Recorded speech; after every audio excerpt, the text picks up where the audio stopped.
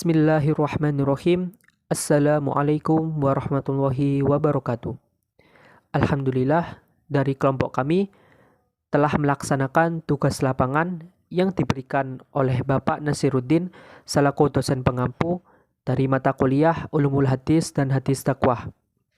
Adapun judul yang kami buat adalah pemanfaatan koperasi syariah Al-Midadi terhadap lingkungan sekolah dan pesantren yang berlokasi di Kabupaten Lumajang. Untuk anggota kelompok kami terdiri dari 3 orang. Yang pertama adalah Antis Igniswati dengan NIM 2011030300115. Yang kedua adalah Fahmi Idris Al-Haq dengan NIM 2011030300116. Dan yang terakhir adalah Ummul Karimah dengan NIM 2011030300111. Untuk lebih jelasnya dari apa yang telah kami lakukan di tugas lapangan akan dijelaskan oleh masing-masing anggota kelompok. Sekian dan terima kasih. Wassalamualaikum warahmatullahi wabarakatuh. Assalamualaikum warahmatullahi wabarakatuh. Nama saya Ummul Karimah, NIM saya 2011030300011. Nah, di sini saya akan mempresentasikan hasil wawancara dari narasumber pertama, yaitu dari Bapak Jusairi. Yang pertama adalah mengenai Koperasi Syariah Al-Midadi. Koperasi Syariah Al-Midadi adalah badan koperasi yang dibentuk dan dibangun oleh Pondok Pesantren Miftahul Midad dalam rangka untuk membantu dan memudahkan baik dari kalangan ustadz-ustadzah, santriwan dan santriwati dalam lingkup sekolah maupun pesantren. Nah, yang kedua adalah tujuannya didirikan Koperasi Syariah Al-Midadi, yaitu untuk meringankan dan mempermudah baik dari siswa-siswi atau kalangan santriwan, santriwati dan juga ustadz-ustadzah yang berada di dalam lingkungan sekolah dan pesantren. Tujuan lain yaitu untuk mengembangkan perekonomian bagi Pondok Pesantren Miftahul Midad. Nah, yang ketiga adalah sejarah didirikannya Koperasi Syariah Al-Midadi. Koperasi Syariah Al-Midadi didirikan pada tahun 2010 yang dilatar belakangi oleh pendidikan yang di lingkungan sekolah dan pesantren. Notabene dalam lingkungan tersebut membutuhkan alat-alat yang diperlukan oleh siswa-siswi ataupun santriwan-santriwati, bahkan juga kalangan ustadz-ustadzah. Maka dari situlah selaku pengurus Koperasi Syariah Al-Midadi membentuk sebuah koperasi, yaitu Koperasi Syariah Al-Midadi.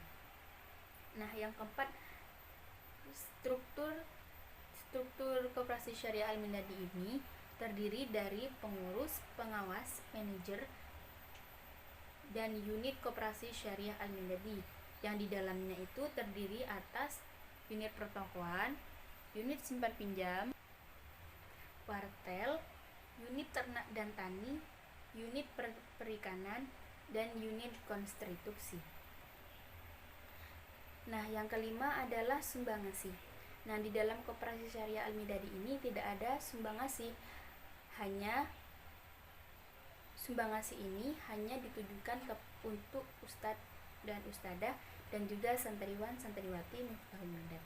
Nah, yang keenam adalah penerapan manfaat Koperasi Syariah Al-Midadi, yaitu untuk memperbanyak dokumen atau berkas lewat fotokopi seperti jawaban sebelumnya yang ditujukan untuk para ustadz dan santri.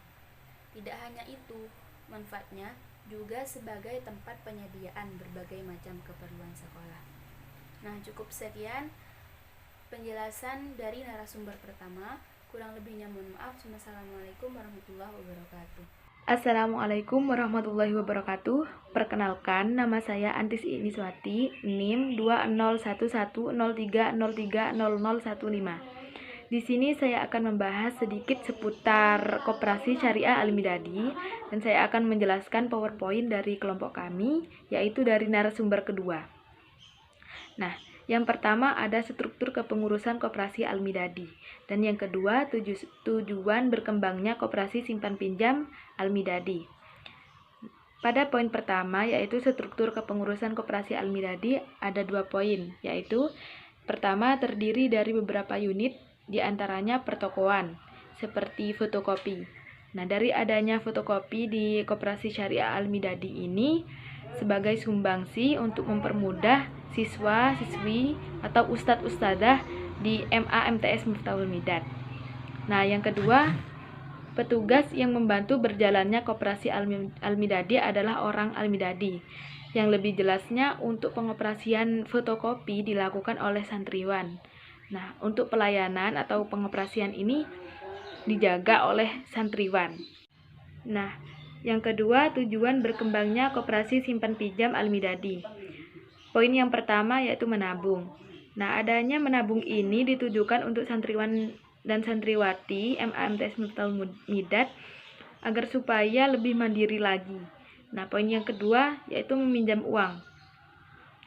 Adanya peminjaman uang dari pihak koperasi Al-Midadi untuk memudahkan santriwan atau santriwati Al-Midadi jikalau ada santriwan-santriwati yang telat kiriman dari wali santri.